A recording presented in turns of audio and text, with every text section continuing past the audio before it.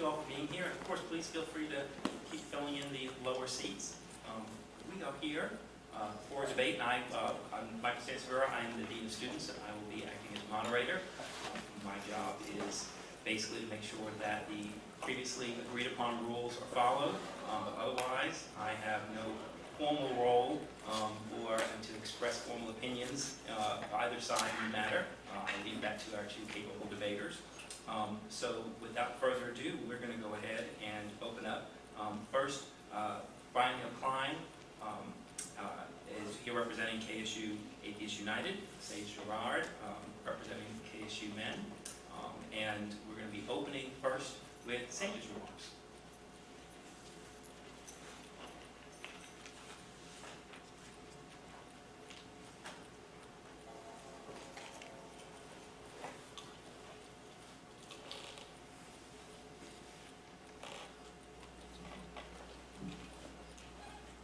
Okay, can you all hear me okay? Good, I'm going to take this one. So hello, thank you so much for having me. My name is Sage Gerard, and I'm the founder and current president of KSU Men. It is a men's rights organization, and before I get started with my opening remarks, I'd like to point out that we have a conference called Male Students in Peril coming up on November 1st. Just look for our banner in the Student Center. It looks like this. It has all the information you need to RSVP. Sunday is the last day to RSVP, so now or never. So without further ado, let's get started. I'm here to argue that feminism got it wrong, but what do I mean by that? What I mean is that feminism as a political ideology is subject to scrutiny. And it's not just an idea in a vacuum. It has a normative and actionable element that has been causing damage to innocent people. And when we look at that damage and the lack of accountability and lack of integrity of the movement in action, we are left to conclude that it is not consistent with its purported goals and values. That's what I mean when I say feminism got it wrong. And the dictionary definition of feminism, which many people would like to cite, is not sufficient because it doesn't look at feminism for what it is, the verifiable actions. The dictionary alone just cites, in essence, popular usage of the term.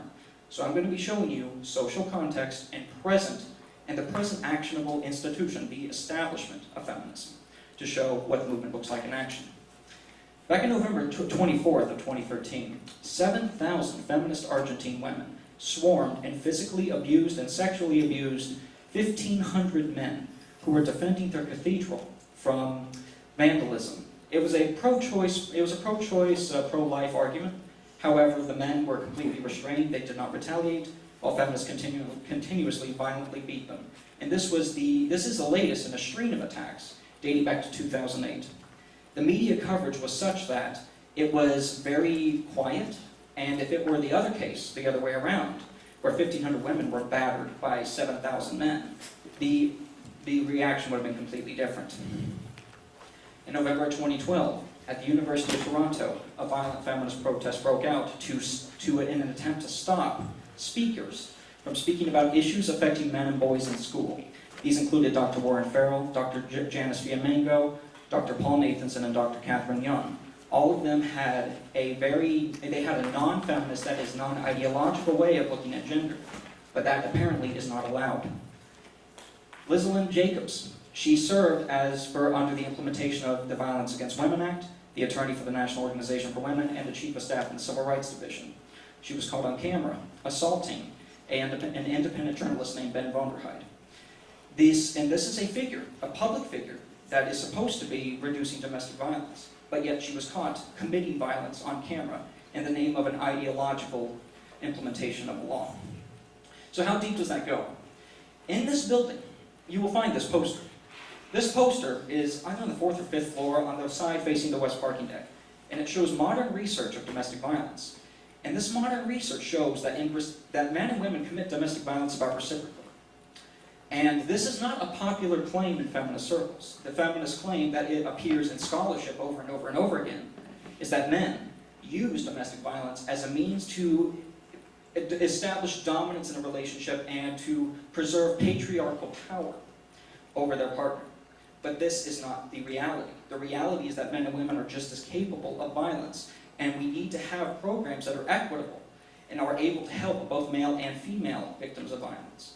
So the presumption of male malice is something that hurts both men and women in the long run. Now, Dr. Murray Strauss, Dr. Richard Gels, and Dr. Susan Steinmetz are all pioneers in domestic violence research. They were the first ones to come up with a nationally representative survey showing that men and women have equal capacity for violence and commit domestic violence at about the same rates. Again, this was not a popular claim among feminist circles, and they have all reported in their peer review papers that they have been subjected to bomb threats and death threats by feminists. Murray Strauss was shouted out at the University of Massachusetts when he was giving a presentation. The chair of Canadian Commission of Violence Against Women has accused Murray Strauss of misogyny, wife-beating, and sexually exploiting students.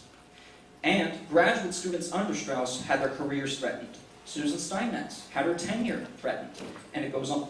Excuse me, and it goes on in this nature. Erin Pitsey, a prominent figure in the women's movement, in 1971 found Chiswick's Women's Aid, now known as Refuge, in London. She was operating on the same modern domestic violence research. Feminists came and shot her dog, and on top of that, threatened to pull her book, Prone to Violence, from bookshelves and destroy them. Erin Pitsey ended up having to flee the country when the government told her, we need to start screening your mail for unexpected packages. So, and again, this is the marital violence indexes for 1985 US and 1987 Alberta surveys. Murray Strauss noticed that any information showing women as perpetrators of violence was deleted. You can see here, that bullet point B, somebody selected that text and hit backspace. And this went into peer review research, and he published a paper showing that this kind of censorship is pervasive, despite evidence showing reciprocity in domestic violence. And that is done primarily by feminists seeking to preserve their ideological commitments over their scientific commitments. This moved on to influence government policy. It influenced the way we look at men and women. This is institutional corruption. And for those of you who think I'm just focusing on the fringe or extreme portions of feminism, fail to understand, I'm not looking at just incidental feminists, I'm looking at influential feminists. The ones who represent the movement in action. Mary Koss, in 1987, she published in her paper that she willingly ignored, did not include in her definition, men who were victims of rape by female rapists. And her study, in her studies, she also included women who were not raped as rape victims, and through doctored numbers, has put out the very popular statistic that 1 in 4 or 1 in 5, depending on who reports it, women will be raped or sexually assaulted in their lifetime. This is a false statistic that has been discredited, but yet it still remains cited by government and by academic programs. And her methodology is still used today. And this shows that feminism, as an institutional presence, is causing harm and introducing inequities in spite of the way it markets itself. This is the United States Department of Education April 4th Directive, also known as the Dear Colleague Letter. In this letter, it is reducing the standard of evidence from a beyond reasonable doubt or clear and convincing standard of evidence for accusations of sexual assault and rape to a preponderance standard that is 51%.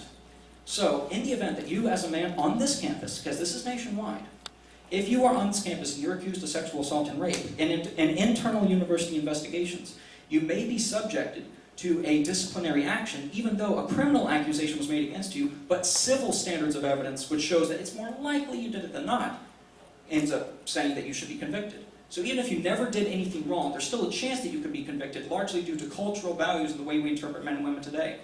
This clear inequity is not addressed by feminists today, even though there's an opportunity for them to repair their integrity by looking at it. And to get an idea of the kind of environment this creates, you may have heard of the Duke lacrosse case.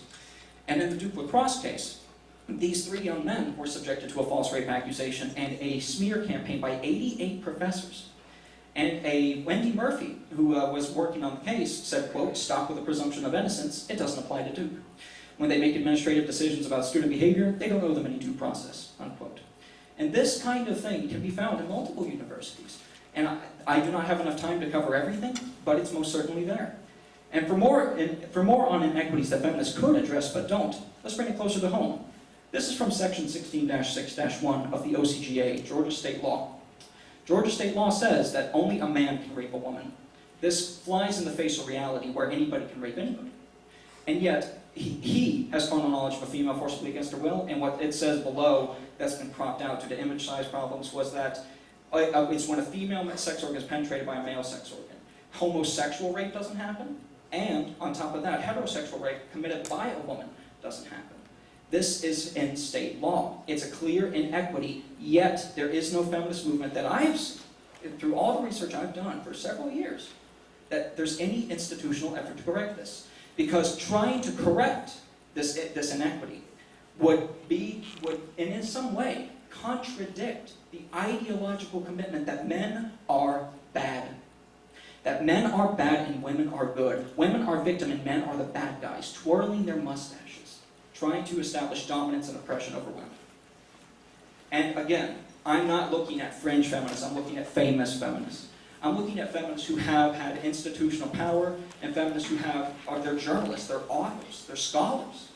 These are people with a capacity to influence our lives, a capacity to decide where our institutions go.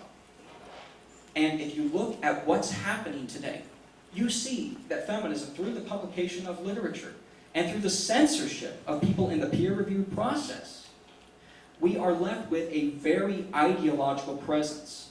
And the only thing that's keeping them doing this is the fact that we all want to believe it's a good thing. We just want to.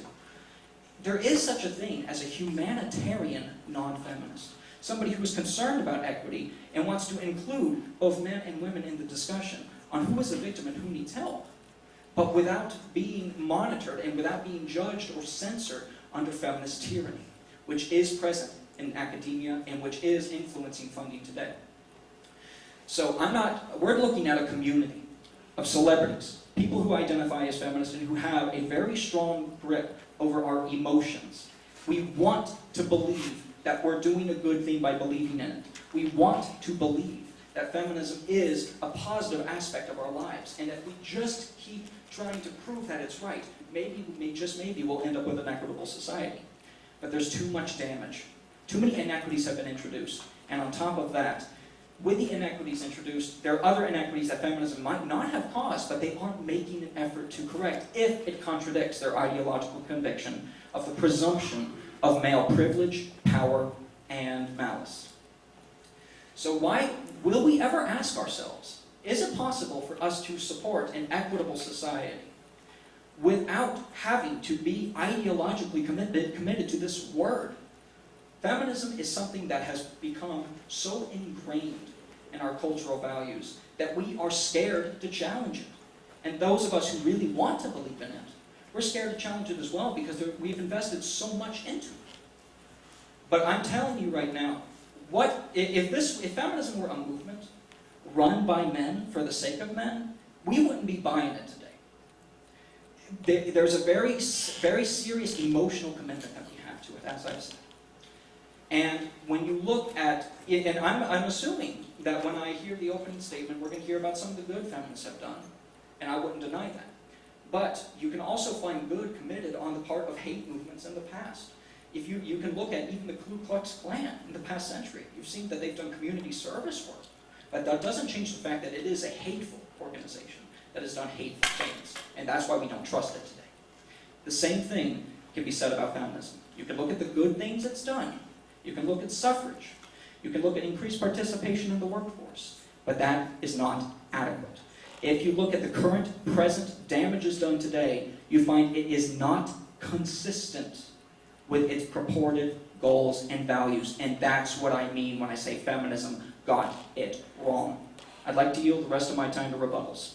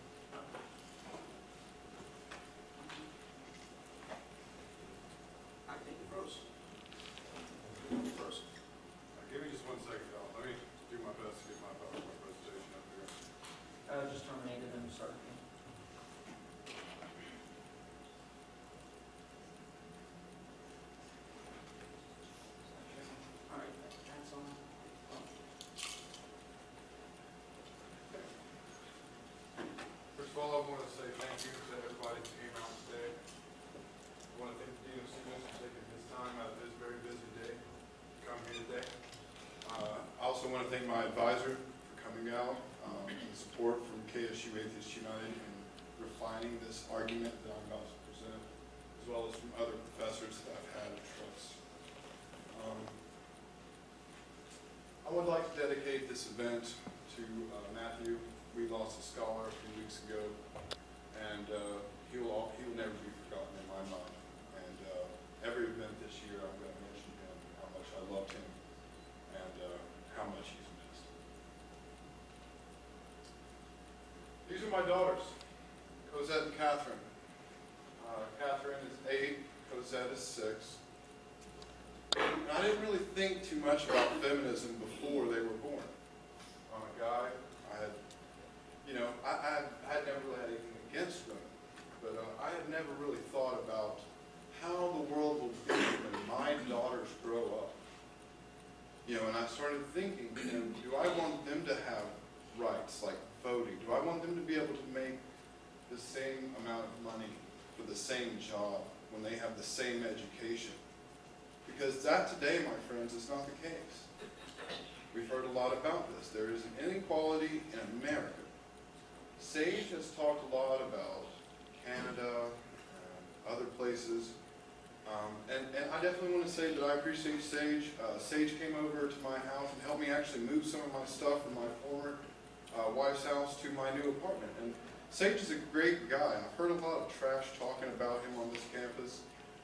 But Sage has the freedom of speech, and a lot of people would like to hamper my freedom of speech, but the freedom of speech means nothing unless it protects the person who thinks differently.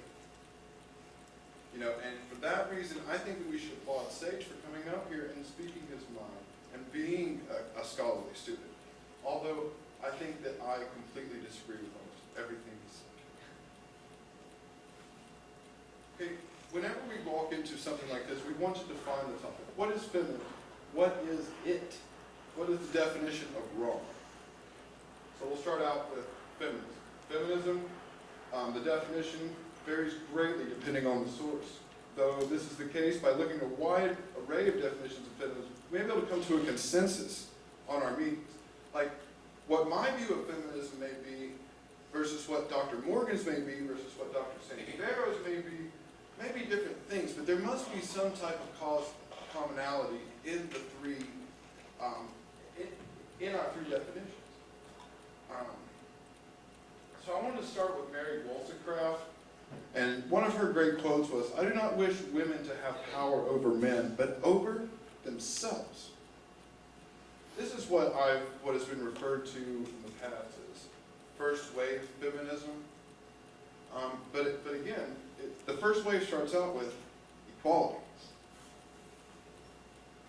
Then we move to Gloria Steinem, who says, "A feminist is anyone who recognizes the equality and full humanity of women and men." And then I'd like to move to the OED. I'm an English major, so that's kind of my forte. The OED says that feminism is the advocacy of equality of the sexes and establishment of the political, social, and economic rights of female sex and the movement associated with this. Now, the other part of our topic is defining it and wrong. It would be illogical to argue that feminism got itself wrong. That would be like saying Brian got himself wrong. So I don't think that's what Sage is arguing, so we'll go ahead and skip that. One could argue that people advocating for feminism's ideologies do not represent feminism, but that's not the topic today either. Common criticisms of feminism, and you can find this in the KSU Sentinel under the article a few weeks ago about Sage and A Voice for Men. Because we hear about how men lose court cases via alimony, child custody, domestic violence cases, and false rape accusations. 1 in 5 women will be sexually assaulted in their lifetime. I've got 2 little girls. That means if I have 3 more, that one of my daughters will be raped or sexually assaulted, and I'm not okay with that. men do not have the same academic opportunities in academia due to feminist bias. This was also talked about in the KSU article, that there were LGBT rights, and that there were black studies, and that there were LGBT studies, but there were no men's studies. Now, as an English major, I can assure you that most books I have read in my 3 years at KSU were not only written by men, but they were written by white men, including the Bible. Number 3, in the KSU article, it talks about martial art classes and unisex bathrooms are almost exclusively female-oriented. Now, let's move on to these things. In English, we have what's called the straw man fallacy, where we build up this straw man and we say, attack this for your problems. But have you ever seen a scarecrow? A scarecrow can't do anything unless we're talking about the Wizard of Oz. And this is what I believe my opponent and his advocacy group has done. They want to say, hey, look at the false accusations, and there are false accusations of rape.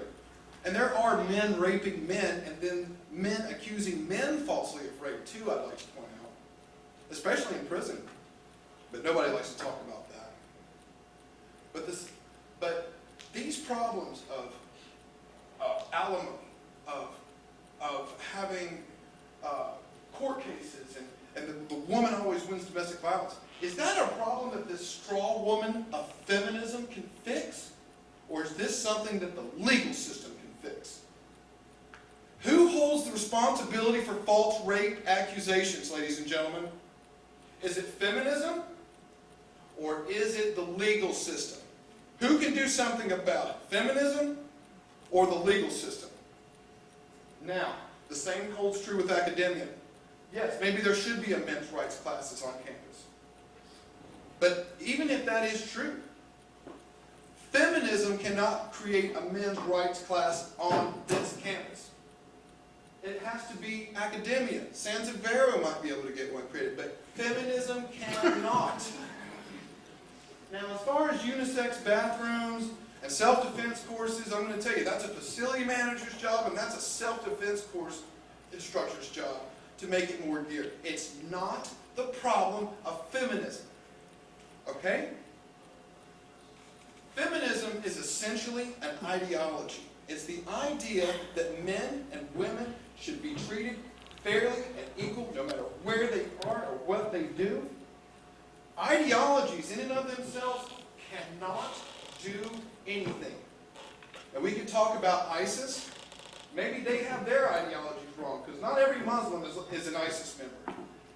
Not every Christian is a Westboro Baptist Church member. Not every atheist goes around like an idiot saying God is dead.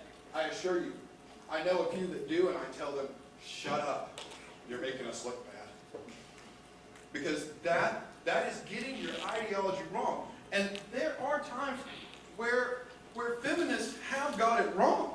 I'm not saying that all feminists are right all the time. If you call yourself a feminist, you get a carte blanche check to do whatever you want to.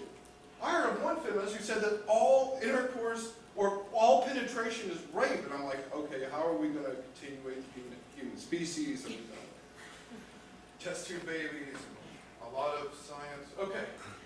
But, I mean, there are things that I'm like, okay, I've met feminists who are like, hey, I'm a feminist, but hey, the bra burning, hey, I don't want to burn my bra, but I'm a feminist. So there are definitely various degrees of feminism. I mean, obviously, I don't even have a bra to burn. Maybe I do. But the actions of the adherents of an ideology, cannot be blamed upon the ideology itself. I want to go to Christopher Hitchens here, and I want you to read this. The cure for poverty has a name, in fact. It's called the empowerment of women. If you give women some control over the rate at which they reproduce, if you give them some say, take them off the animal cycle of reproduction to which nature and some doctrine, religious doctrine, condemns them, then you throw in a handful of seeds and perhaps some credit, the floor of everything in that village. Not just poverty, but education, health, optimism will increase. It doesn't matter. Try it. Try it in Bangladesh. Try it in Bolivia. It works. It works all the time. affects men. And the only way to cure poverty, according to Christopher Hitchens, is the empowerment of women. You make them equal. You let them vote. You let them have babies when and if and where and when they want to. And I'm telling you that that will increase the floor of your society. Now, is men's rights an issue? Yes, it is. I'm a man, and there are certain issues that I definitely would prefer Sage to advocate for. I don't think that the rights of any person should be taken away. For instance, is it okay that when I was a baby I was circumcised against my will? We sure don't like it in Somalia whenever they cut off the labia of little girls. But it's okay here in America to just circumcise every little boy as soon as he's at the doctor's office. That's a men's rights issue. But just to be a purely antithetical position against feminism, I'm just an anti-feminist, is not the right way to promote your ideology, Sage.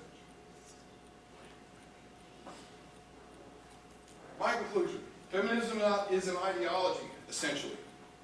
Ideologies cannot be blamed for what people do in its name.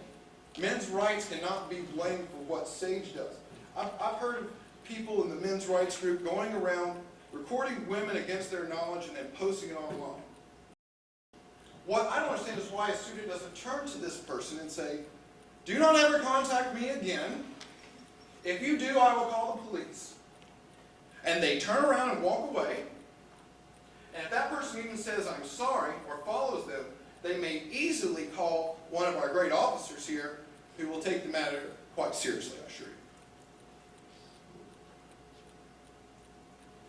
Feminism did not get it wrong because it is a force for good in the world, allowing equality of the sexes, not advocating for one sex to be dominated over the other.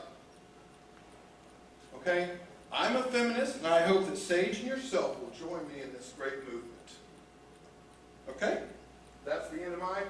Thank you for coming. Thank you for listening. I split the remainder of my time between rebuttals and Q&A. Thank you very much.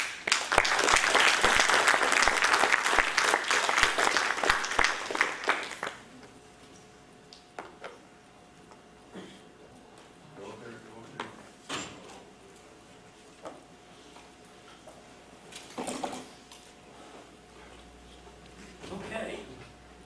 So there will now be a 10-minute period for rebuttal for each party. Sage is going to have opportunity to give his rebuttal first, and then Brian. Now, time has been, we've added 2 additional minutes for Sage to rebuttal, and then there's 2.5 minutes left from opening remarks that are available to Brian that, if not used for rebuttal, will be made available for questions and answers. After the rebuttal period, there will be an opportunity for Q&A. And so now we'll go ahead and get started with Sage. Hey, you can ask a question first. You rebut first.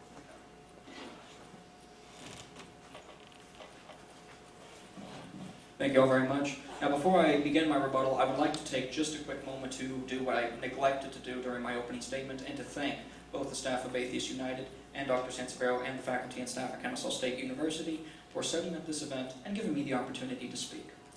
Now, there are several points that Brian brought up, and unfortunately, the entire opening statement, which was basically used for rebuttals, was a gish gallop, a sequence of sentiments and statements that are false, that ended up trying to reframe the discussion in a way that supports his point, even though there is no evidence to support.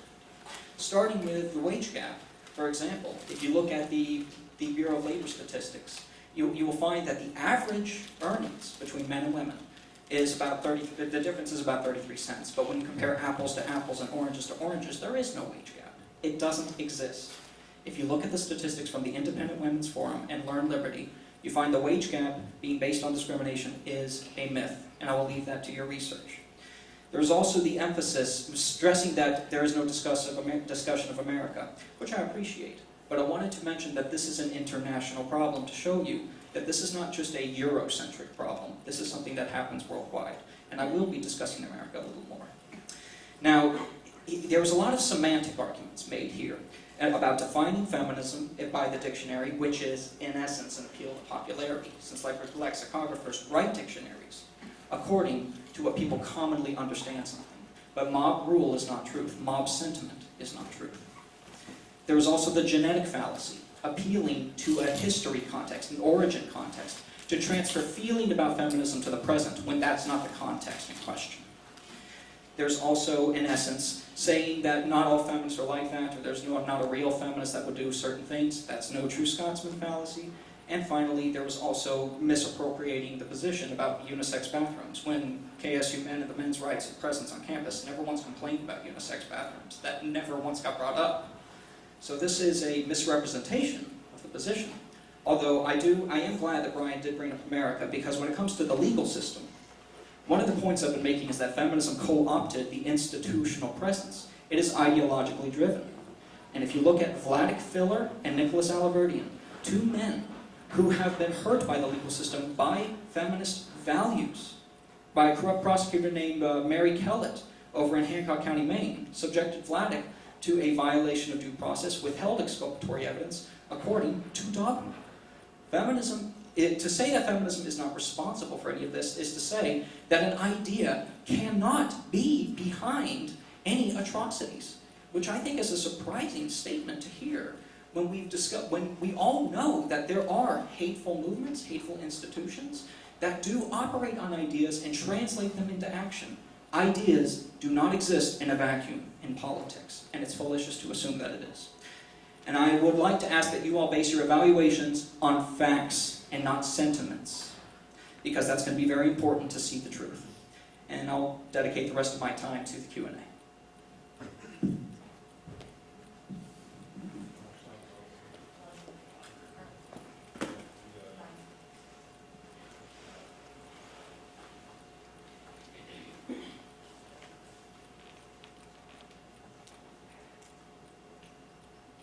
Again, I disagree with Sage. Ideas cannot do things. Nazi ideology did not kill the Jews. Hitler did. Marxism is not responsible for Stalin.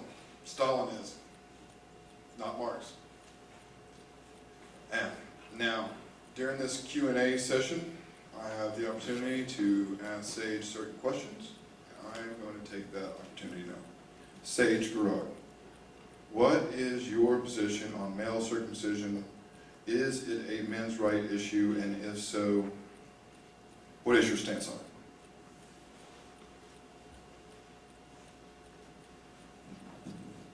Thank you, Brian. He's got 1 minute. Thank you. Thank you so much. Circumcision is a human rights issue. It's not something that you can restrict it to men, and it's in a way that people can support ending circumcision, period.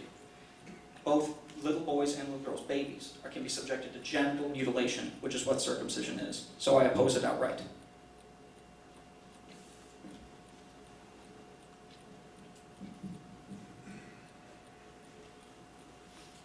Since male circumcision cannot happen to females, it is by definition a men's right issue. And that's all, that's just logic to me, Sage. Next question I'd like to ask you is, have you recorded women against their knowledge on campus and then posted those recordings online?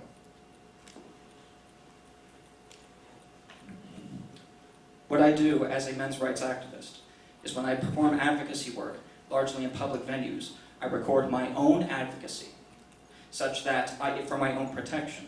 Since this is not a politically fashionable thing for me to do, I need to be very wary of possible threats of physical violence that can be made against my person. And when I'm in a public venue, men or women can appear, either on camera or in audio recordings, in a public venue with no reasonable expectation of privacy. And it's completely legal for me to do that. So yes, I have made recordings in public venues with no reasonable expectation of privacy for the purposes of advocacy and for the benefit of the community. And there is measurable benefit to be found with that. Thank you very much. Mr. Gerard, are you aware that some women on campus require the DPS or police protection to go from their cars to their classes and then from their classes to their cars because of their fear and intimidation of you? Any fear or intimidation is unwarranted. However, I would like to stop for a second and ask a question in return. Kennesaw State University Men is an organization that has been working on gender equity in a more positive aspect. And I can see here that the conversation is trying to be framed in a way to put me on the defensive and to build a straw man in my position to make it appear as if I'm a monster, that men's rights activists are monsters, which is expected. This is the kind of thing that happens. It's a red herring. Distract everybody from the issue at hand, and to not be held accountable, and to not work on equity that is verifiable and damage done by feminists. Why is it that there needs to be a chance to reframe the discussion, Brian? Sage, you have passed your rebuttal time on to Q&A, so I don't have to answer your questions. This is my rebuttal time, I get to ask you. I am not saying anything about men's rights activists or all men's rights activists. I'm asking you directly, number one, did you report women on campus? You said you did. Number two, are you aware that women are so afraid of you that they have to be escorted from their cars to their class and back by DPS and security? You obviously avoided that question, so I'm going to ask you again. Are you aware that there are women on this campus who will not leave their car because you, and go to class without protection because they are intimidated by you?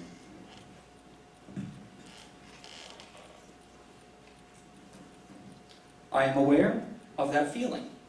I'm aware that they do that. So yes. However, that is not my responsibility. The way that advocacy is interpreted is not something that I can be held responsible for. And if there are women on campus who feel intimidated by ideas, that speaks to the level of cultural insecurity that can be found on campus. And that can speak to the level of cultural insecurity that is used to try to reframe the issue and to dodge the verifiable evidence that there is a very evil presence in the way we look at men and women today. So the answer is yes. Thank you for your candor. Sage, my next question is going to be this. Is there any chance that you would apologize to the women that you've intimidated and swear that you won't do this sort of thing anymore? I'm going to have to challenge the question. It's a loaded question. It's in essence saying that I intended to intimidate, when that is not true. Rather, anything that I have done, even especially recording, is done for fear of my own safety, for fear of what might happen to me, since other people in my position have been intimidated and harassed just for talking about issues affecting men and boys. So the question is loaded. And, in addition, I would not and never will apologize for caring about gender equity on campus or on this planet. Thank you, Sage.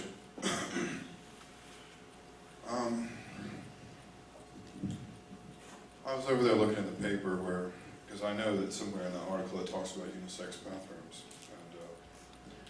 And I wanted to ask Sage, because I have a group on campus and we get pressed to, some's been good, some's been bad, that's just how it goes. But in the article it talked about how A Voice for Men is not a hate group, but had been investigated by the Southern Poverty Law Center as a hate group.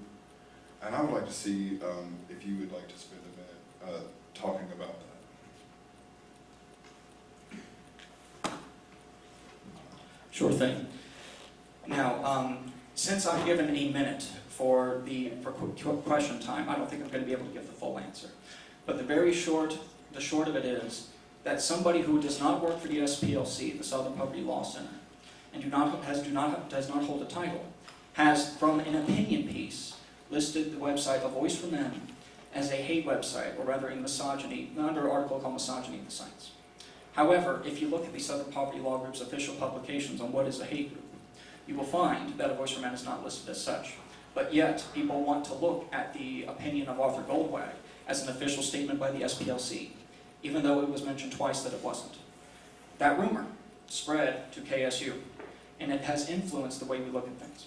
Now, if we looked at the Sentinel, and the one that says that the Voice for Men is not a hate group, that's a news piece. The ones who do say that it is a hate group are, again, opinion pieces. And this opinion, and this wish to see men's rights activist organizations as bad is just a sentiment. It's an emotional reaction that is not based on reason.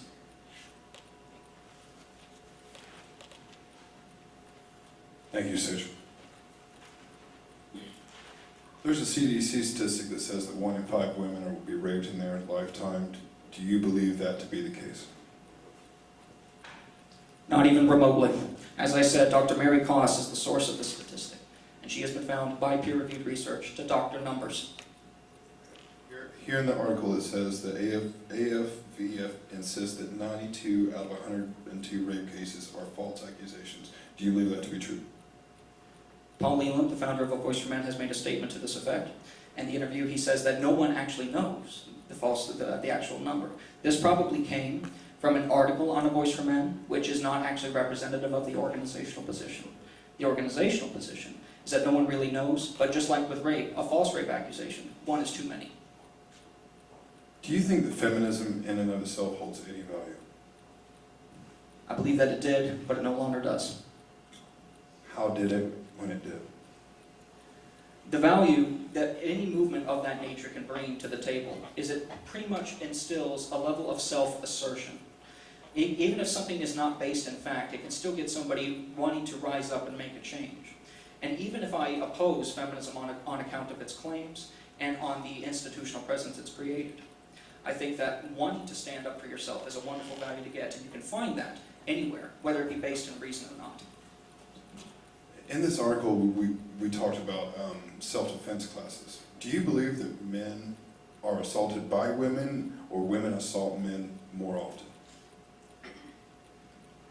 I believe that women and men, according to the modern research, commit violence reciprocally, and that's in the scope of interpersonal violence. But on campus, I have seen women assault men, and I even challenged a woman on campus who did that, and she said, "Oh, he can't hit back." That was the response, and that also reflects the cultural attitude of the day. So I believe that it is not accurate to say that men attack women more often, because the research shows that this is not the case, but there is corruption in publications, in peer-reviewed publications, that try to paint men as the primary perpetrators of all violence in terms of male and female relations. Okay, and there's nowhere in here that talks about unisex bathrooms, right? The only time a unisex bathroom is mentioned was when I made an analogy stating that the Women's Resource and Interpersonal Violence Prevention Center has gynocentric publication. So basically I said, it's kind of like if a unisex restroom taped a women's sign over. It's just an analogy. I did not actually complain about unisex bathrooms. I apologize, I misread that. Do you think that men should be instructed on how to defend themselves against women? I think men should be instructed on how to defend themselves without being told that they are responsible for all violence against women, which is something that the Resisting Aggression with Defense for Men course advocates. Again, with the courses, do you think there should be a men's rights course here? I think there should be a men's rights presence like KSU Men, but are you asking more in terms of the self-defense? Here in the article you talk about how there's LGBT studies and there's black studies, but there's no men's studies. That was more or less to which I was referring. Okay. Well, I think that it's best to have a presence, a representation, that does not assume that men are a problem that needs to be fixed. So I would say there would need to be a men's rights element, or rather a men's sensitive element in gender studies that looks at the problems that affect men honestly, and that does not need the approval of feminist ideology, particularly in the social sciences. Okay. As last part of my rebuttal, I want to say that KSU Atheist United will probably have an event coming up very soon that will be very big here at KSU. Lastly, I want to say that Morgan came to be my debate partner. Sage's debate partner couldn't be here, and I request that she be given the first question.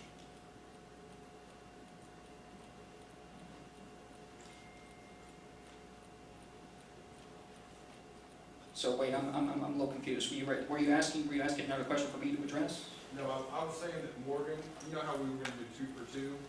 Morgan's not a speaker, so she's by default an audience member. Sure. And I think that she should be given the opportunity to ask the first and maybe the first 2 questions. The audience mic is out there. Oh, okay. Yeah, and then we'll respond to that.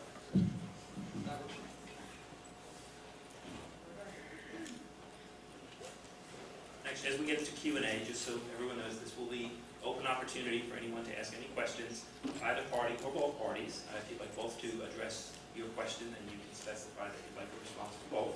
If you would only like to address it to one specific individual, you're welcome to do that. The other thing that I'll just say, too, obviously there's been a lot of discussion about speculation with things to policy, procedure, and all of that. If anyone ever has any questions about the university's official policies and procedures or stances, you are absolutely welcome to email those to deanofstudents@kennesaw.edu, and I'll be happy to get you a response to those. But I will not be, as moderator, I will not be responding to specific questions today, but I know that sometimes questions come up in these venues related to policy procedure, and I wanted everyone to know that you always have an opportunity to get a response to those. Thank you. All right, so this question's addressed to Sage. So my first question would be, you say that KSU Men's Rights is an advocacy, an activist group, as well as feminism.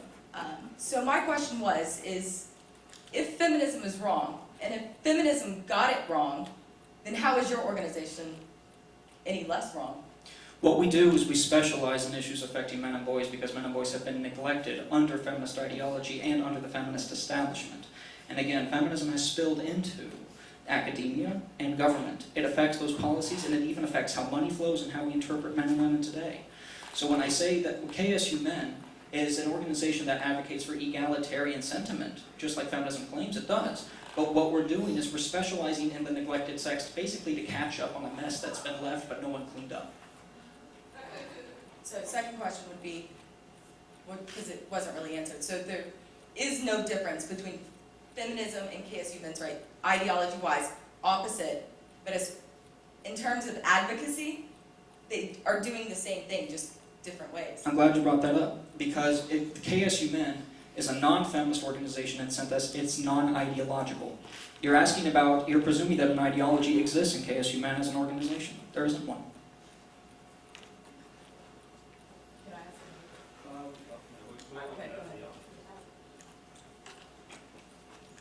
Okay, hi, my name is Shannon Mitchell. I believe your name is Morgan? Yes. Okay, but basically to piggyback, no, the question is for you, Sage. To piggyback off of her question, I have the exact same question because this whole time you've been talking about gender, you said equity, not equality, but it's basically, from what you said, from the context clues I got, that it was the same thing. So gender equity. So I felt like your group is basically feminist, you're just more focused on men. If the definition, like we said, the popular construction of it, as you like to mention it as, is the equality of men and women, you want to see equality for men as well. But my question is, if your organization is based on making sure that men get what they have been withheld from, basically, that they get their rights and that they're treated equally as well, how is that not an ideology? If it's not based on an ideology, then what is it based on? Well, we can base our understanding of equity on context. So if you can either look at things according to ideology, where you look at a single framework of thought, and you just commit to that framework of thought and you reference it whenever you see a problem. Or you can look at context, such that whenever you see a problem, you evaluate the current damages and the current responsibilities that you see around it, and then you suggest a solution based on context. So in that light, and again, I'm glad you brought this up as well, when you look at the evolution of feminism and its developing establishment, they have a very static worldview. Even though people like to mention feminism as a heterogeneous ideology, it really has very core premises that presume male privilege and male malice, whereas a context-centric approach would say, men are having it rough right now under this establishment, but if that were to change, we wouldn't need to have that idea anymore. So context controls the way we look at things, not ideology. I would also like to mention that we talked about the possibility of there being classes on men's rights and things as such. I can tell you that there is a class on my masculinity. It's under Gender and Women's Studies. If you want to look it up, all the classes are up right now on AliExpress. But I would also like to mention kind of along the same thing. First, I'd like to give an example because I feel like my question is going to be confusing. But I know sometimes I've heard people have problems with historically black colleges.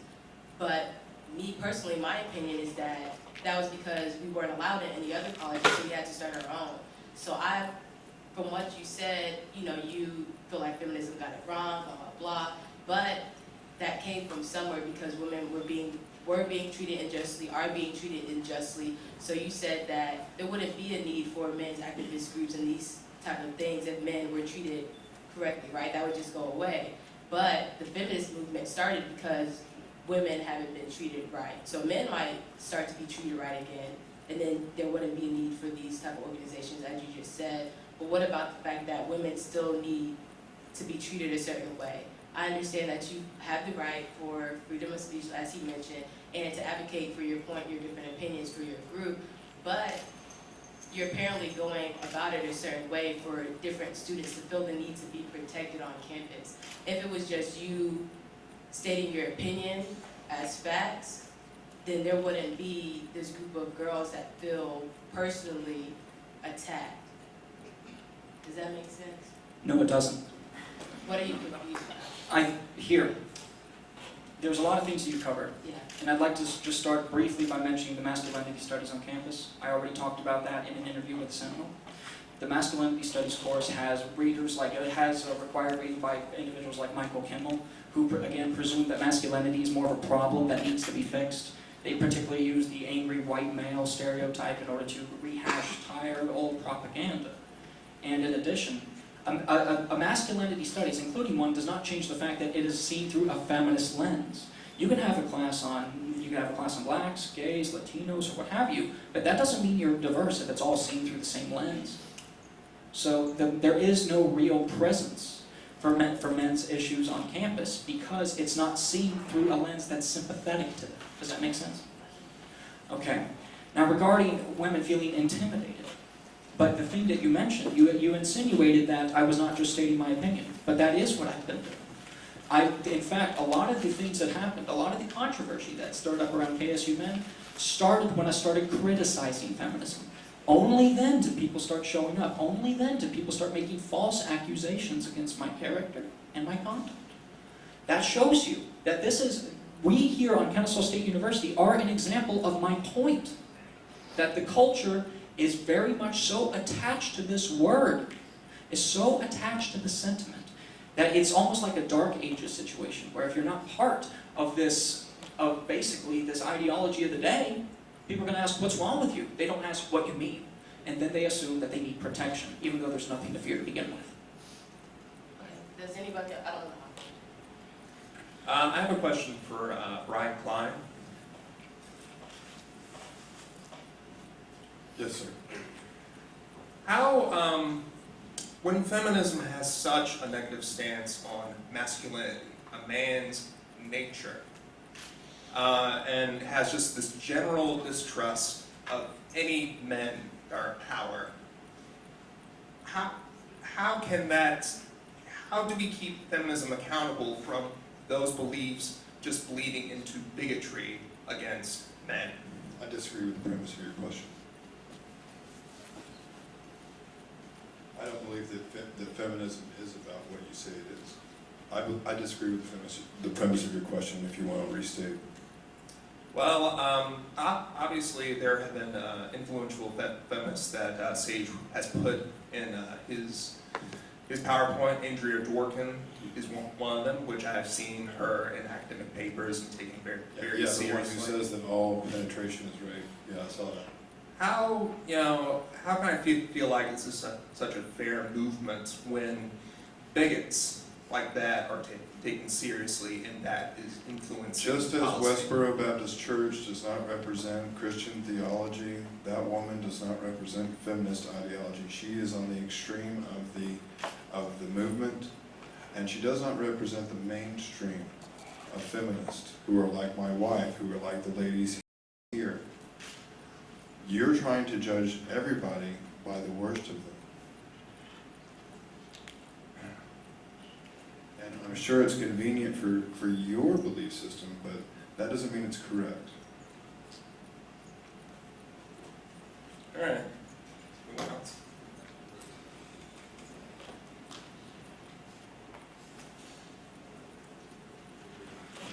My name is John Blake with KCL Radio. I have a question for Brian. You mentioned in your, I believe in your Q&A that, let's see, find it here, that there is a sense of fear and intimidation by women on campus against SAGE. Do you have any reported documentation of this, the amount that it's happened, or anything no, like that? sir. I'm not done with my question quite yet. Any documentation about that? And if so, where can I get that documentation? I'm sorry, I do not have documentation of it. I asked Sage about it directly, and he confirmed it, so you can use that as your documentation. But there are no reports like the KSU PD or anything like that, where they needed an escort or anything like that? You would have to ask you have the right to ask the Kennesaw Police Department through the Freedom of Information Act and do your own research, sir. All right, thank you very much. Hi, my name is Mike. I was just wondering how asking about the intimidation question was even relevant to the topic. Because we're talking about doing ideologies right and wrong, like I was using some atheists as an example. That ISIS in Westboro was an example. But then I parlayed that to say that what's going on this very campus is an example of getting men's rights ideology wrong. I disagree with Sage. I believe that feminism is an ideology. I believe that men's rights is an ideology. I think that both should be protected, but both should be promoted in the correct way. For the longest time on this campus, it could have easily been said that Brian Clyne promoted atheism incorrectly. I was never called a hate group, but I was hated by groups of people, large groups of people, and I've tried to tone down my rhetoric, and I've tried to do better by my KSU fellow scholars and by my professors, and I've tried to do better by the membership of KSU Atheists United by becoming a more positive type of ideology. And I was only using Sage and asking him those types of questions about intimidation and surreptitiously recording women as an example. Hopefully it'll be quick. You mentioned about responsibility and how, if I remember right, you pointed to, say, the court system as being responsible for changing things. Isn't it the responsibility of everyone to fight inequalities? Isn't singling out, say, the judicial system a way to remove responsibility from others? And considering issues aren't addressed until brought forward by the public and aren't addressed arbitrarily from within, where does the responsibility come from? Again, the responsibility for false rape accusations, alimony, child support, and domestic violence all lie within the legal system because they're the only people that can do anything about it. Yes, there should be an outcry for justice. The legal system is also known as the justice system. And if there is injustice happening in the justice system, it should be railed against. And I mean, I'm not a big fan of false rape accusations either, but I definitely would like to point out that men are raped by men, and sometimes men probably accuse other men of raping each other falsely. So this is not a problem for men's rights or feminism. It's a problem for our society, and it's a problem for our legal system. It's part of the straw man fallacy that we cannot blame feminism, nor men's rights, nor anybody else for the problems of the legal system. We must put the responsibility for these things upon where it rests. My question is for Sage. Yeah. So feminism is very inclusive of trans men and people of color. So how does A Voice for Men stand on trans men and the unique situation of black men? It has certainly covered those issues. It has included both black men and transgender men, and even every demographic you can think of regarding the voice in that. How so? Yeah. You can find their articles posted by these people on the site. They're inclusive of those voices. And in addition, we have petitions. We have things that where we record their issues, and when we help, we help. It's basically the same thing with any other issue.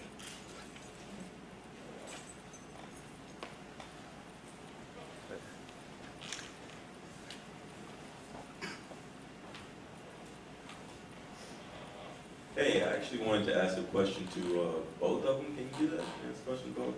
My question was, I got on late. My friend showed me this video of the Ray Rice incident, and as I was going through like little comments, it was a whole bunch of people talking about, okay, women all want, you know, equal rights and everything until it comes to assault and everything. Because have you seen the video? Have you I'm sorry, could you please repeat the name of what you're referring to? The Ray Rice incident. Ray Rice? Have you seen the video? The one, this was the one that involved the assault, it was the one, the The elevator? assault in the elevator, right? Yeah.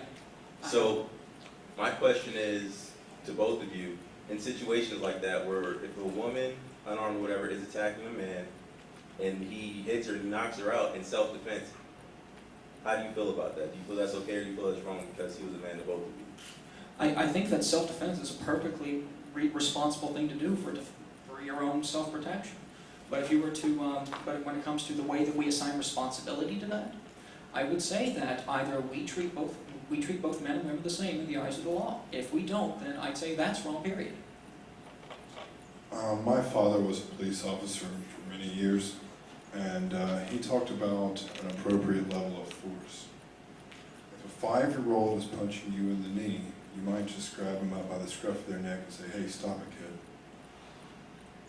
If a girl walks up to me and smacks me, I'm going to say, hey, please, let's not smack me anymore. You know, and I may have to turn and walk away eventually. If a girl pulls out a butterfly knife and stabs me, I might have to hit her. If a girl pulls out a gun and I have a gun, I might have to shoot her. I would hate to do any of these things, and I've never laid my hands on any woman. But these are the type of appropriate levels of response that police officers are trained to. That's why they'll use the taser before they use the pepper spray.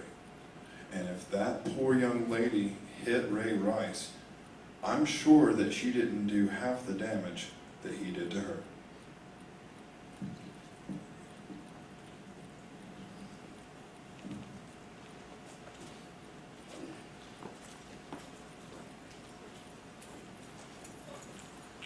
Hi, my name is Charlie, and I have a question for both of you.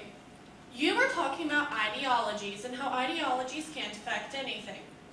But is it not true that when the Civil Rights Act happened, men and women of color of various different ethnicities decided that they were going to fight back because they were being treated poorly.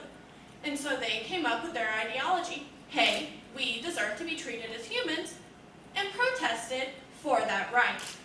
So do you guys not believe that as women are being treated poorly, and if you don't believe so, ask any woman about their personal experiences in being catcalled and fearing for their life because they're walking through Walmart and a man is stalking them, then tell me why feminism is wrong and why, as an ideology, it cannot affect change when the civil rights movement actually did prove that an ideology can.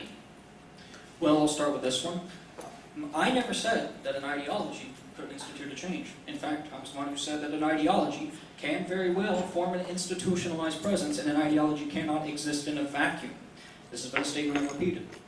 Now, there's also a premise in your question that, again, presumes male malice, and I detect a lack of compassion for men in that question as well, where men who have been faced with stalking, who have been faced with rape or things like that, but there's no question about asking about the man's experience. The fact of that absence, I think, is very telling. And again, I would like everyone to reflect on the culture here on this campus regarding if we're having equitable empathy. There is such a thing as the empathy gap.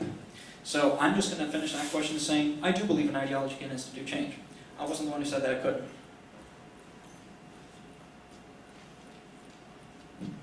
Young lady, I disagree with the premise of your question. I never said that ideologies could not affect change. Ideologies, as you say, are developed because there's a mass influx and desire for change.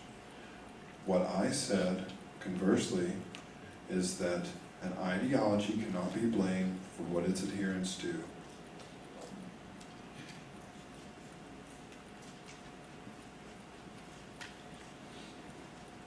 I think we'll just stand up here so I don't have to keep.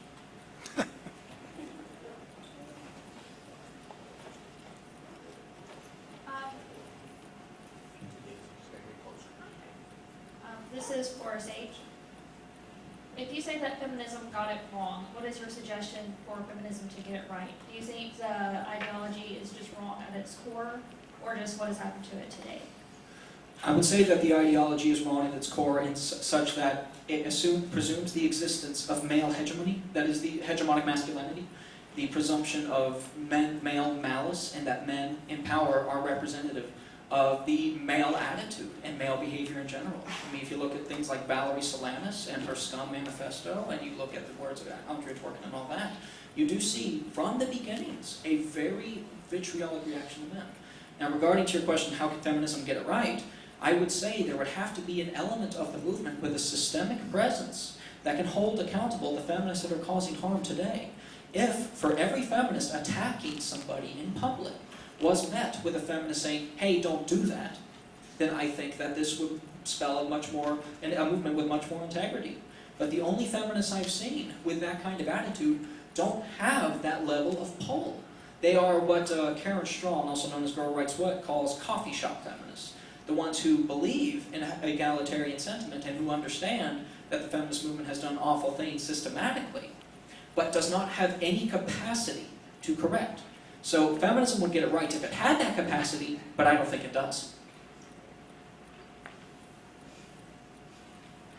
My question is similar to the previous one, and it would be for both of you. Do either of you see there a continuation of issues that feminism can address? You've each acknowledged the effectiveness of feminism, at least in the past, if not now. What issues still exist that feminism might be able to address now effectively, and what might that look like? Well, I do know that if you were to look around at the enforcement of gender roles through dogmatic adherence to Abrahamic scripture, that kind of religious influence and the imposition of gender roles, that is something that movements like feminism could certainly address. And I do agree that there are issues that are going to be facing women and men. That is always going to be the case. The world's not perfect.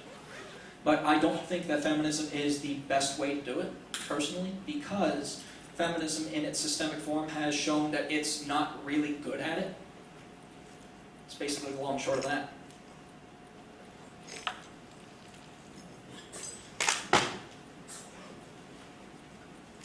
I'm sorry, I'm just going to repeat the question. Do you think there's ideology? Do you think feminism as an ideology can do things good? Was that the question? I'm sorry. No, the question is, what issues exist right now that feminism might be effective at addressing, and how might it do that? Sexual assault, domestic abuse, equality of pay, political power. I'd like to remind you that most senators, most governors, most presidents, oh yeah, all presidents have been male. All vice presidents have been male.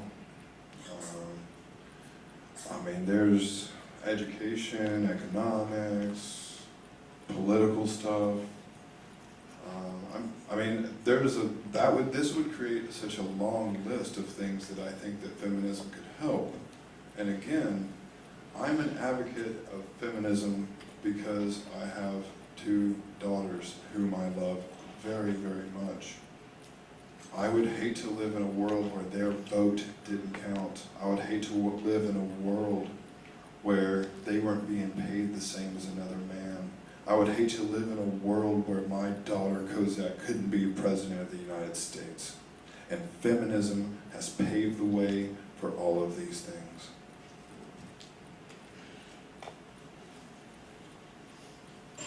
I have a question for Sage. I'm sorry, who said that? In feminist circles, we've tackled a lot of issues that feminism has gotten wrong. For a long time, there was a lot of trans misogyny and exclusion of women of color. Those are problems that feminisms face. I'm having trouble hearing you. Could you speak up a little bit? I'm trying to. No, that's fine. Okay. Feminism has been tackling the problems that it has. In the second wave of feminism, we primarily focused on white, middle-class women. Now that's branched out. Problems with the men's rights movement are a bit more widespread. You ignore the perpetrators. Is it not a men's problem that most of mass shooters are white males? or that most rapists are men, how is that not a men's issue? I would say, there, again, I'd have to disagree with the premise of your question because of the presumption of male malice. But when it comes to, there are the school shootings regarding the predominance of men who perform those shootings. Of course, we would hold those people accountable under the fullest extent of the law. And that's not just a gendered thing. If somebody were to do something that disgusting, then of course accountability would be demanded. Now, one of the things that I have been making a point of in this debate was that feminists had the opportunity to hold their own accountable when they've done something wrong, but yet nobody has asked you, isn't that a feminist issue, that most feminists in scholarship censor and threaten scholars with bombs? Nobody's asked you that question. And what does that tell you? And I'll go ahead and also add another thing here. Here in the men's movement, if somebody were to become, say, something misogynistic, especially under A Voice for Men or KSU Men, and they do something that is bigoted or illegal, they get kicked out immediately. They're held accountable. And that level of policing integrity, making sure that we are consistent with our purported goals and values, is something that's very important to us, but feminism has not done. That's something we've got to be clear on if we're going to have an objective discussion about this. And the second part to my question. Sure. You seem to be focusing on individualized cases. You say these feminist elite, that they're in charge of all this stuff. You're ignoring the fact that most of the domestic violence and things that are occurred primarily by men are a cultural phenomenon. It's not blaming all men. We have to look at the source. We have to look at the majority of the perpetrators. I mean, if you're looking at it from a sociological standpoint. I would disagree. Because I could point to the vast majority of child abuse being perpetrated by women, but I wouldn't start a campaign that would hold all women responsible for all child abuse. And I certainly wouldn't call it a women's issue. It's a violence issue. It's a child abuse issue. One of the things that kind of make these conversations more difficult is the fact we added gender dimension to it when it should have been there in the first place. And I have to sometimes argue on that dimension because that's the kind of turf we're on. But for example, in domestic violence, people look at it as a gendered issue when it really isn't. It's a violence issue. It's a cyclical cultural habit. And to your comment about focusing on individual cases, you've got to remember, I'm on a time limit here. I cannot cover the vast breadth of all of the things that have been done, but the cases I have shown you involve influential feminists in decision-making capacity who are representative of feminism in action. They're representative of how we live our lives. The majority of feminists who don't have that kind of pull, they do not have that same kind of capacity. So I cannot comment on the ideology and action based on people who do not have the decision-making power that the influential ones do. And I'm not showing you incidental feminists, again, I'm showing you influential feminists. And if we're going to be saying that our representatives in Congress or anything like that are representative of biased cultural values, then why would we suddenly change our standards when talking about feminism? That's something we also need to be aware of. We change the way we interpret things the minute we talk about feminism, but not anything else.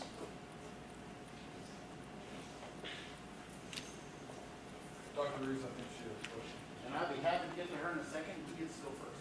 Yes, sir. This is a question for both of you. It seems that on both sides of the argument there are good and bad people, people who perpetuate hate speech and anger. How would you suggest going about distinguishing between the two on both sides and maybe having people who are the good people of the arguments come together and have these conversations? I would say that there would have to be an objective standard by which we can evaluate in bad actions. I mean, the way that we've been looking at it now is we're very willing to cast blame on people just for being different than us, and that's kind of what happens whenever something new happens. I have, for example, faced harassment on this campus, which is, as I've said before, that's the reason I record, because I need to be able to protect myself in case somebody tries to harm me. And yet, when somebody else looks at it, people say, oh, well, look, he's a spy, he's on an espionage mission, and he's out to cause harm for people, and people are intimidated by him. You can see that there's a very strong political disagreement here, but in order for us to have a discussion on these issues, then we need to be able to build an objective standard by which to have the discussions. That's why this debate is even possible. There was an agreement existing right there and then that kept us in a framework and that kept us civil in the meantime. without having to let our speculations take us to a place where reason doesn't exist. I mean, it's hard for me to disagree with Sage's rhetoric there. I mean, there's extremists on both sides. This young man right here pointed toward one. I can't remember the person's name. It starts with a D. Yeah, I read up on her and I was like, wow. But yeah, I mean, it's hard for me to disagree with Sage's logic here. I mean, I'm a feminist. He is not. You know, and we've come together here. We haven't yelled at each other. We treated each other with great respect. And I think that you have to have a scholarly, intellectual, objective, you know, because where's the objectivity here? The dean of students. Because if this had been less than scholarly, I guarantee you that that man right there could call that man right there and say, let's make it scholarly. You know, I mean, so this is academia. This is what we came and we pay these student fees for. This is why, I mean, in the end, we pay Dr. Sanzavero's salary, and he comes and does these things for us. You know, and we're very, very grateful to you, Dr. Sanzavero, for being the objective voice here. And I definitely appreciate him, because this is how we do find objectivity. Does that answer your question, young man? Close. Okay, so what am I not answering? Well, it's just the distinguishing factor between the two, for the bad and the good. I mean, this is a good medium by which to find a way to come about it, but how do you distinguish between, you know, radicals on both sides? I think the radicals on both sides make themselves known. I think that it's intrinsically able to be distinguished.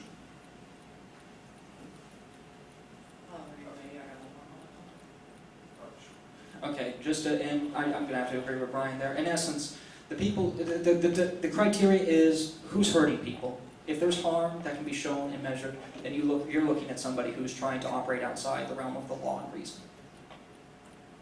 Okay, I said Jack, a question for you as well. Sure. So we were talking about harassment and rape, and you said that, if I quoted this correctly, that through recent data that is equal between men and women, that men and women have the same levels of domestic violence, the same levels of rape. Rates. Those are men. Is that what you were saying? Yes. Okay, if that is true, then why did the CDC in 2014 report that 1 in 5 women have reported sexual abuse, in which 60% were unreported, as well as 1 in 71 men were reported? Again, these sources come from an institutional presence, and Dr. Mary Koss, who have doctored the numbers. There is publications by Dr. Murray Strauss, Dr. Susan Steinmetz, Dr. Richard Gels, and I believe there are 183 studies up to this point that shows gender reciprocity in domestic violence, but those are not the ones that cited in government, because as it turns out, pointing out those very alarmist statistics, 1 in 4, 1 in 5, those are the kind of statistics that get people to donate to causes. Those are the kind of things that incite people to action. It's a profitable thing to do. And to challenge that statistic even further, if I've heard both 1 in 4 and 1 in 5, but those proportions are so high that if you were in a population-dense area, you wouldn't be able to leave your house without hearing somebody screaming in the distance. And on top of that, if you looked at, I believe right now, the country with the highest incident of rape, I could be getting this figure wrong, so forgive me if I am, was South Africa at 69 per 100,000. That's the cap. Now the country with the cap, if it's in a 2-digit per 100,000, is that 1 in 4? Is that 1 in 5? It's same with sexual assault. You've got to remember, rape and sexual assault are deviations from the norm. They're not the norm. The statistics have been blown out of proportion. And that 1 in 5 statistic, 1 in 4, whatever, from the CDC started, it came from a place where somebody actually went out and took women who were not raped and cast them as rape by playing with the definition. I put her picture up there. And she said, I'm excluding male victims of rape. Men who were raped by women, particularly. She'd included men who were raped by other men. And on top of that, she just played with the definitions to get the results that she wanted in a non-scientific manner, and it went to government, and it influenced everything. Okay, then my second question would be, if we are questioning all sources, that means that no statistics in your mind, which means none of the statistics you have pulled up mean anything. If all sources are biased, No, I'm saying that the methodology... you're saying that the CDC is biased, correct? Yes. Mhm. Okay, that's all I have to say. That publication certainly was. John Pledger, Radio again. I got two questions, one for Brian, one for Sage. Brian, you made a comment earlier that said most senators, governors, and all presidents are male. Are you suggesting that the democratic process itself is inherently anti-feminist or misogynistic? And I just want to finish the second question to get it out of the way. Sage, you talked about how you've been harassed on campus. Is there any documentation, have you made any documentation with Campus PD, or do you have got documentation yourself of said harassment? Any of my questions. My statement about how there have been no women vice presidents or presidents, and that they're poorly represented in Congress and in the halls of power and in government is a statement of fact. You didn't answer the question. What's the question then? Are you suggesting that the democratic process is inherently anti-feminist or misogynistic? I'm saying that the democratic process has shown its own results, and you can make that decision on your own. Yes, I do have documentation. You can follow up with me after this event.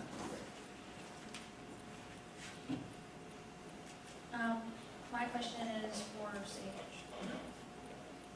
Earlier I mentioned that, I asked you what you thought feminism could do to get it right. Your response was that feminism does not really focus on men.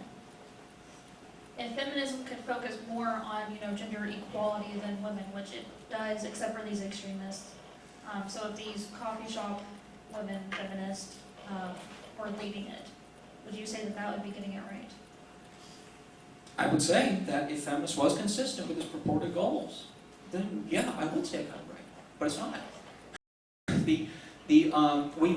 There has been suggestions around here that I've been again focusing on the extremists and not the mainstream, but that's backwards. I have been focusing on the mainstream. Even though they might not be the majority, feminism is actually not a majority position to begin with. The Washington Post reported that 17% of American women identified as feminists, and I believe it was 20% men. And that shows us that, again, feminism is not even a majority position in society, in civilization.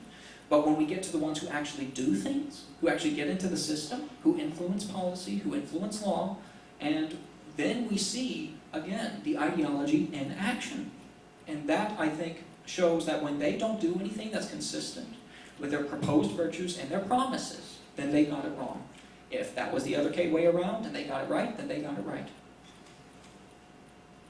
Hi, I'm Carlin. I'm co-president and founder of Yes Body. Hey. Hey. I've been told that members of my organization take quotes from Paul Elam and ADFM out of context because they're from satirical articles.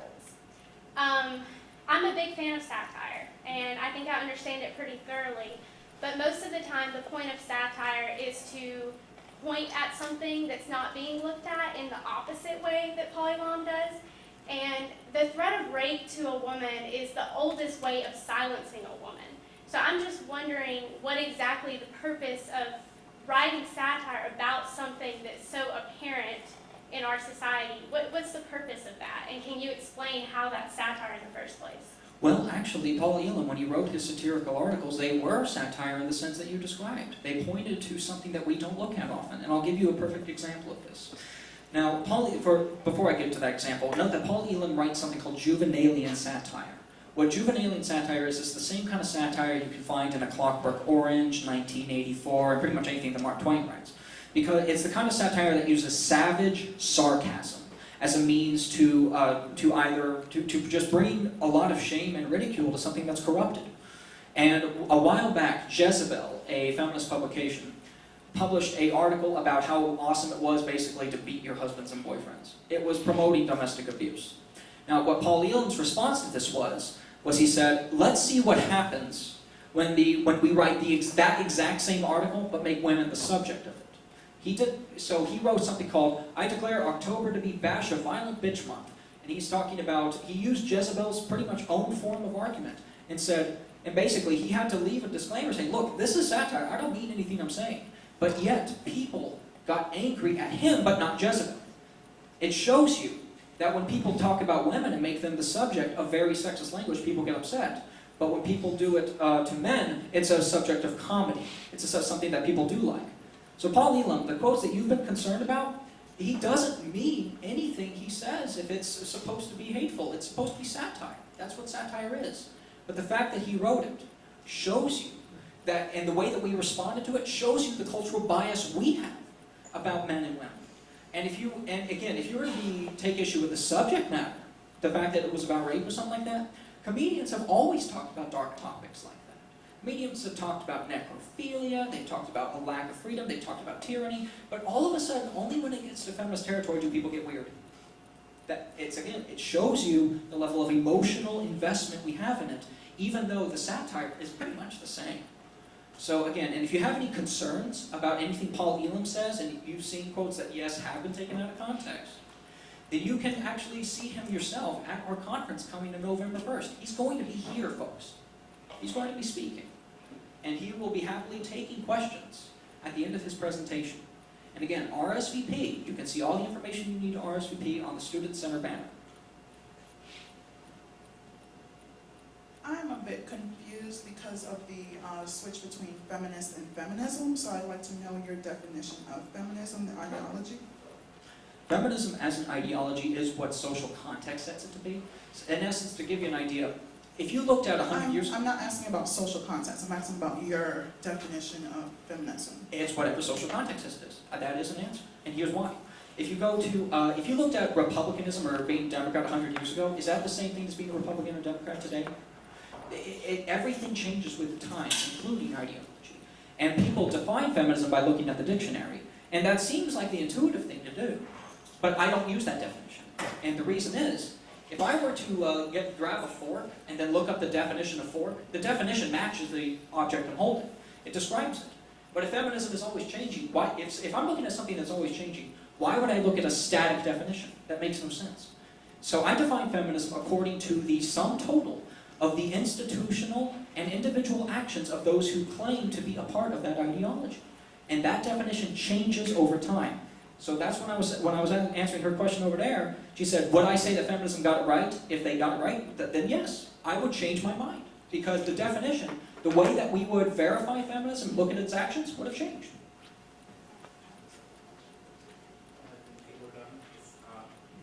We'll go ahead and let you ask the second part of the question and not the last question. If your recordings are for your own safety, why are you publishing them and not reporting them to the police? Because for one thing, when I'm publishing advocacy work where I am not actually threatened, which is thankfully most of the time, what I do is I go back to our sponsors and donors, because KSU Men gets donors from all over the globe. And so whenever I have an update, they need to kind of know what's going on. It's basically kind of like updating like a blog or whatever. And but if you were to look at the recordings, I always redact private information pursuant to state law. So there's I've never done anything like that. But when it comes to the things that have been a threat to me, I have taken that up actually with Dr. Sansevero, and I have taken it to the school's attention.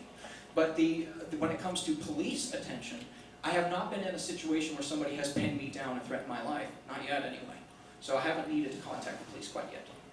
Okay, everyone, we appreciate you coming out today. Please gather your things. AU is responsible for cleaning up everything here. Sansevero has a place to be at 3 o'clock. We have to tear down all this equipment. We appreciate you coming out, and we hope to see you at our next event. Thank you very much.